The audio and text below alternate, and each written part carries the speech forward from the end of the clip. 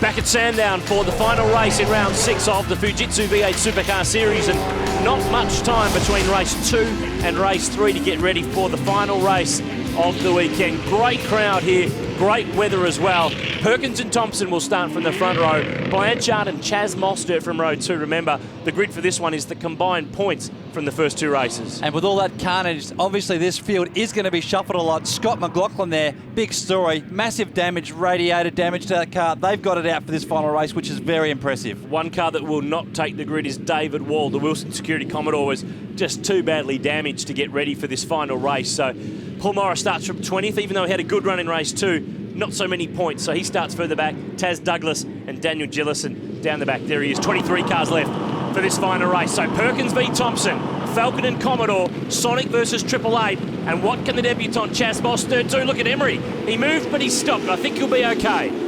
He did stop just before the light went green, so I'm thinking as long as he didn't go over that line, he's going to be okay for the race. Bad start from Jack Perkins there. Yeah, Mostert got around the outside and he's grabbed second spot. Perkins back to third.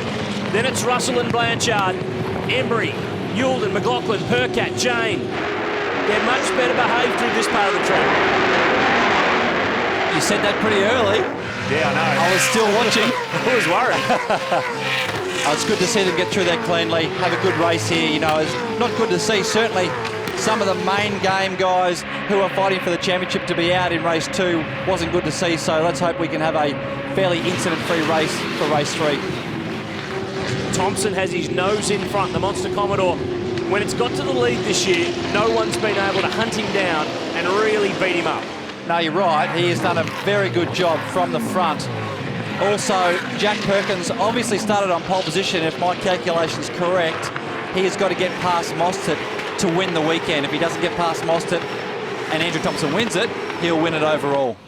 End of lap 1. It's Thompson from Mostert, Perkins, Blanchard, Russell, Emery, Youlden, McLaughlin with Nick Percat closing up in the Coates Hire Commodore. But there's not much more that you can say about Thompson. He's done it right this year. He's linked up with 888.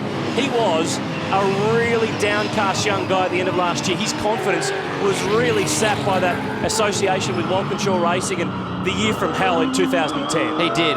His confidence was about as low as you could go, you know, and for him to come back this strong in this category is a credit to him. And Will Davis into the top there, looking like a dodgy pill cleaner if I've ever seen one. Oh, I think he looks more like a 1960s F1 driver. He's going to find his BRM out the back. Russell and Blanchard here, teammates from MW Motorsport and Team Jayco. We're right on board with last year's runner-up, the cool drive-in car with Tim Blanchard. And I mentioned earlier that it has been a tough year. We probably expected a little bit more, and I think Tim himself would have expected more as well. Yeah, he did, absolutely. You know, he's had enough time in these cars now to really pressure for race wins, as we got a dice here with Youlden and Emery. Very tight there, coming in at turn 11 and 12. Gets the switchback. It'll be a drag race down to turn 1, but if all goes well under brakes, pretty sure Youlden's going to have it, and there he goes. Pulls in front of Emery. Caught up with Luke earlier on in the weekend, and he had a bandage around his knee from a basketball injury, and he was playing defence, which just goes to show you should be playing offence. But McLaughlin, he's on the offence. He's got that new FG down the inside. This was our car in our host studio at Bathurst this year. It's actually the car that Alex Davison raced last year. David Bradford crashed it on the Gold Coast. It's been completely rebuilt, and the young gun has been itching for weeks to get his hands on it, and now he finally gets his chance. He is. He's like a kid in a candy store. He just loves this new car. Well, he is a kid. Well, he is a kid. A lot of these guys are kids, which makes me feel very old. Percat here, yeah, trying to close in on Jeff Emery. These two from memory had a little bit of a drama here at Sandown last year. They got together on the road. They did. Percat there, you can see just in the slipstream of Emery. But Emery's car, it's got some good straight line speed because that Walkinshaw Commodore has got factory support and a factory engine in that, so it is quick. Yeah, that's run from the same workshop as the HRT cars and the Bundy car of Fabian Coulthard. It's the Bathurst winning chassis from 2009 of Garth Tanner and Will Davison. And for the chassis train spotters out there, it's WR006. There you go. I wouldn't know that, Aaron, but you being a statistician. Nerd, total nerd. Got to have an interest in life, don't you? McLaughlin, he's got an interest in the spot. It's Luke Youlden's at the moment. Percat pressuring Jeff Emery. McLaughlin in the gap, but Youlden says no. I think you'll find Percat will have this. He does. Yep. Good move on Emery there. And Rod Jane coming up behind Emery too. Looks like he's got some pretty good pace in that FG Falcon. it's easy to forget that Percat won the first round in Adelaide. Remember that he didn't win a race that weekend, and then he got involved.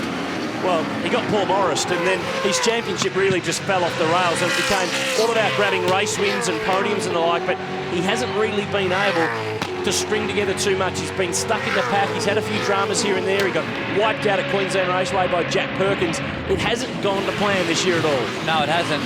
But he's got 2.5 races to make amends for that. You know, to finish this race off, unless something drastically happens in this race, doesn't look like Nick's going to get his first race win this year here. But you got the streets of Sydney coming up fairly soon as well, so he's still got an opportunity to redeem himself. And he finished runner-up there last year to Steve Owen, who of course was crowned the champion. Watching on Wes McDougall to the right, who's Tim Slade's race engineer on the Lucky 7 Falcon, and James Rosenberg to the left, who's been a long-time backer of Tim's career and owns the racing entitlements contract that 47 car runs under in the main championship. Just keeping an eye on who's doing what in this series. Rodney Jane having a look up the inside, but not quite getting it done. No, you've got to commit yourself 100% into turn one there. You can't half go into a gap there. You'll get closed off every time. If you make contact, spin the other person out, bang, you've got either a drive-through penalty or a points penalty at the end of the race. If you were sitting there looking at 2011 and rating and critiquing the drivers in the Fujitsu series, I don't think you can argue that Andrew Thompson is number one. I'd put Scott McLaughlin at number two. I think he's done a stunning job this year, has showed maturity beyond his years, has picked the battles when he has to, has stayed away from them when he should. He won his first race at Queensland Raceway. Mega impressed with this kid. Yeah, absolutely. You know, he certainly, I guess he probably would have wanted to start off a bit stronger, but geez, everybody stood up and took notice of him at Queensland Raceway. He did a fantastic job there. Obviously, it is Stone Brothers and all the Queensland teams' home track, but, you know, he's withstood a lot of pressure from a lot of these experienced guys throughout the year, and he's really impressed. Eyes in front, mate. Let's get the pressure on again. Think what you need in the car. Make another bar change if you need one. Thompson leader. Plenty of radio chat going on as Percat now lunges on McLaughlin. And the Bathurst champ gets on by. It is quite different. These FG Falcons are quite a bit different to the BF Falcons of the previous model. The aero's different, the setup's different, so I think it is going to take Scott. Oh, his mate goes straight across that wet grass. Did a great job to keep it straight. Robert Cregan there behind him, just locking up the brake, trying to avoid hitting the back of Bates, but that could have been ugly. Have a look at this for a rumble. Russell, Cregan, Tweedy, Cassidy. Plenty of youngsters in here trying to make a name for themselves in the Fujitsu series. And Drew Russell just in the back. Oh, that was wild. Off the top of the hill. Oh, can he pull it up? Oh, Aaron Russell, good try, does well. Probably thought he was going to end up in the sand, but at least made it around the corner. Yeah, that was a... had a drama written all over it from when he locked up going into turn 6. It's not going to be very healthy, that left front tyre now, after a double lock up into 6 and 9. Hearing from pit lane that he might have some bent steering from a possible touch with Tom Tweedy, and Tony Bates hearing that he's got a power steering drama with that car. Just be careful for oil over the top of the hill, mate. Maybe oil on the top of the hill. And that might be a leftover from the repairs from race 2. There was a very small gap between races 2 and 3 as Russell fires it off through the grass, which you can get away with, but look at the left front. It's locked, it's dragging across the road. Yeah, I mean, and the biggest damage that tyre could have had is that lockup. Not as much that one, probably a little bit, but the high speed lockup that he had through turn 6 beforehand to make him go wide. He's going to have trouble with that tyre for the rest of this race. Thompson the leader. Mostert is keeping the pressure on in that FG Falcon. We'll see him at Sydney in a fortnight's time with it as well. Perkins third, then Blanchard, David Russell, Luke Gilden. Percat with him as well, then McLaughlin. It's starting to form a nice little bunch of cars here, and it's going to be very interesting because, you know, we're at lap 8, we're about midway through the race now. The tyres are going to be starting to slop as we see. Yep, Aaron Russell off again. Lucky to get out of that sand, so did a good job there. A lot of stuff. Oh, Drew Russell. Well, Aaron's found the sand, Drew's found the mud, and the mud won. That's going to be a nightmare to clean. That is buried, and this will probably be a safety car if he can't get out of there, which it doesn't look like he will. This was Aaron just keeping the gassed up and making it through. This is Drew locking the left front, can't turn at the right-hander. Looks like he's actually got a flat there. Oh, he's got a dirty one now. Yeah, absolutely, yeah. It didn't look like the car was turning like he wanted to. Safety car's out. John Russell there to the right of screen, formerly with Williams in Formula One. He's been engineering Andrew Thompson this year. The safety car is on the track. We'll come to a standstill and get a restart from Sandown in just a sec. Back at Sandown, we did have a restart, Stephen Johnson, to this third and final race, but we got another safety car. This is part of the reason. Tim Blanchard with a Team Jayco Ford that's been remodelled. The remodeler was Nick Percat. Yeah, Nick's really tried to capitalise on the restart, get down the inside. Looks like he's gone way too deep as we got a good head-on shot here. On the brakes here, rears are locked up from a long way back, no chance of stopping. And there's another broken right front steering arm for Percat with Blanchard in the sandpit. He had a shocker here last year and he's probably just about equalled it this weekend, unfortunately. Thompson will lead us back to the control line. It is a 2-lap sprint to the checkered flag, and Chaz Mostert, let's see what the 2010 Formula 4 champ has got up his sleeve. You know, it'd be good to see Chaz really grit his teeth here and give Andrew Thompson a good run, but Thompson looked like he had a reasonably good restart. Jack Perkins locking up there in the background, gets away with it through turns 2 and 3 into turn 4, but he's holding a big chain of cars up here leading onto the back straight. Now, one of the things this year, Stephen, is that Thompson has never driven away from the field on the first lap of a restart. He's generally been a little bit vulnerable, but then has been able to work his way with it. So let's see if Mostert can go with him at least and give him a run on this last couple of laps. Yeah, you see, although that is a Triple 8 car, Whincup very, very good on restarts in the main game. Andrew Thompson just, still obviously learning, but Chaz is right on it, right up his rear bumper bar. And this is what he needs to do. Pressure him as hard as he can for this next lap and a quarter. See if he can push Tomo into a mistake. Get him on the line.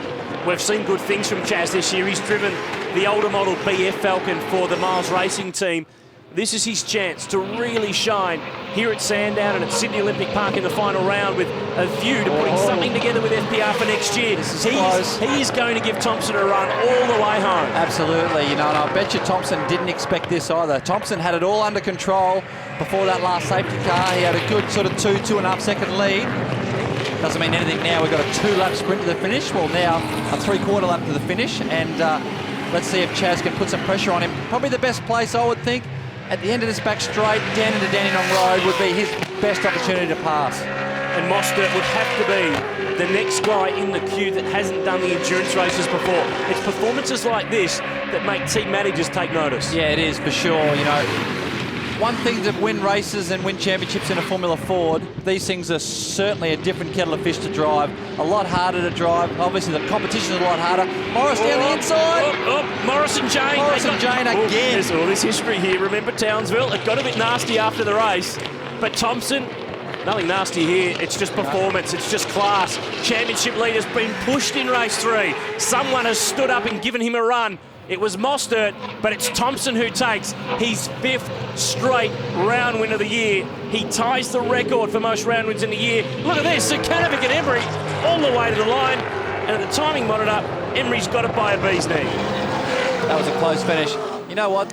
The finish line is different to the start line, so he was lucky that the finish line is back up the straight further than where they actually start the race. Oh, and Rodney Jane, Paul Morris come together after the checkered flag. I think that's a bit of NASCAR-style payback there. He's been watching Kyle Busch a bit too much. Can we please get a camera down to their pit after the race? Well, this is what happened on the last lap of the race. Morris lunging up the inside. It was a forceful manoeuvre, and it cost Jane another spot. And this is after the checkered flag, down at race 1. And Rodney just says, I'm not happy. That's going to cost Rodney Jane maybe a little bit of cash. Or maybe some points or both. Absolutely. Looking at the race 3 results, Thompson, Mostert and Perkins. Morris 6th before the headbutt. Emery 7th from Zukanovic. Jane and Nick Cassidy did a good job, the young Kiwi, in the top 10 in the final race. Cregan Tweedy and Gillison next. Luke Yulden back in 16th and Tim Blanchard limped home in 18th. To the round, and Thompson wins again. He's tied the record for the most round wins in a season. Perkins and Mostert on the podium. Great job from the FPR driver. Another race win, Andrew, and the round. A nice weekend for you. It was. Yesterday wasn't the greatest day for us in race 1 when I made the mistake, but today we won race 2 and 3. So awesome weekend for the whole Monster crew, and for our championship it helped us a lot. So great to get the round win. So we're off to Homebush in a couple of weeks, and hopefully we can finish it all off there. Nice little buffer for you now. It is. It's looking good, but there's still 2 races to go, so we've got to keep doing what we're doing. And the point situation, the margin is 233. Thompson needs to finish 12th or better in either race to seal the deal. Russell and Perkins, the fight for second has closed up. Chaz Mostert has jumped now up to position 6. His first podium in his Fujitsu Series career.